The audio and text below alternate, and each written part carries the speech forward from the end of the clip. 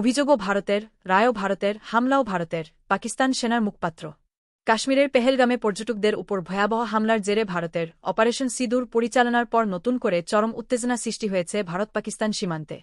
ভারতের বিভিন্ন গণমাধ্যমের প্রতিবেদন অনুযায়ী জম্মু কাশ্মীর সীমান্তে পাকিস্তান থেকে লাগাতার ড্রোন হামলা, মিসাইল নিক্ষেপ এবং ভারী গোলাবর্ষণ চলছে। এই প্রেক্ষাপটে স্থানীয় সময় শুক্রবার ৯ মে তুরস্কের সম্প্রচারমাধ্যম টিআরটি ওয়ার্ল্ডকে দেওয়া এক সংক্ষিপ্ত সাক্ষাৎকারে পাকিস্তানের সামরিক বাহিনীর মিডিয়া উইং আন্তঃবাহিনী জনসংযোগ পরিদপ্তরের আইএসপিআর মহাপরিচালক জেনারেল আহমেদ শরীফ চৌধুরী এসব বিষয়ে পাকিস্তানের অবস্থান তুলে ধরেন। সাক্ষাৎকারে পাকিস্তান আর্মির প্রধান মুখপাত্র অভিযোগ করে বলেন, কাশ্মীরের পেহেলগামে হামলার ঘটনায় ভারত নিজেরাই পাকিস্তানের বিরুদ্ধে অভিযোগ এনেছে, নিজেরাই বিচার করেছে এবং সে রায়ের ভিত্তিতেই পাকিস্তানের অন্তত ৬টি স্থানে হামলা চালিয়েছে। এটি কোনো ন্যাযবিচার নয়, বরং এটি একতরফা আগ্রাসন।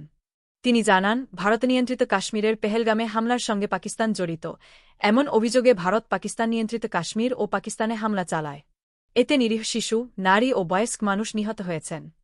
এই হামলার পর সীমান্তে পাকিস্তানের সেনারা পাল্টা প্রতিক্রিয়া দেখিয়েছে। লেফটেন্যান্ট জেনারেল চৌধুরী বলেন, আমাদের সেনারা কেবল আত্মরক্ষার্থেই সীমিত পাল্টা গুলিবর্ষণ করেছে। কিন্তু ভারতীয় গণমাধ্যম এটিকে বড় ধরনের যুদ্ধোপযোগী আক্রমণ হিসেবে উপস্থাপন করছে, যা সত্য নয়। ড্রোন ও মিসাইল হামলার বিষয়ে ভারতের পক্ষ থেকে প্রমাণ ছাড়াই অভিযোগ তোলার সমালোচনা করে তিনি বলেন, বর্তমান প্রযুক্তির যুগে ড্রোন ও মিসাইল ব্যবহারের ঘটনার প্রমাণ থাকা স্বাভাবিক। ভারত যদি সত্যি এমন কোনো হামলার শিকার হয়ে থাকে, তাহলে তারা সেই প্রমাণ আন্তর্জাতিক সম্প্রদায়ের সামনে উপস্থাপন করুক। এছাড়া ভারতের পক্ষ থেকে দাবি করা হয়েছে, তারা পাকিস্তানের একটি যুদ্ধবিমান ভূপাতিত করেছে এবং পাইলটকে আটক করেছে। এই বিষয়ে মুখপাত্র বলেন, যদি সত্যি এমন ঘটনা ঘটে থাকে, তাহলে তার ভিডিও ফুটেজ, ছবি কিংবা আটক পাইলটের তথ্য প্রকাশ করা হোক।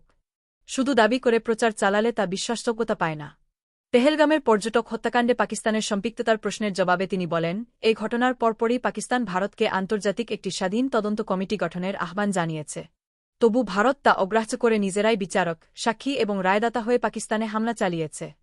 এটি আন্তর্জাতিক কূটনীতি ও আইনের পরিপন্থী।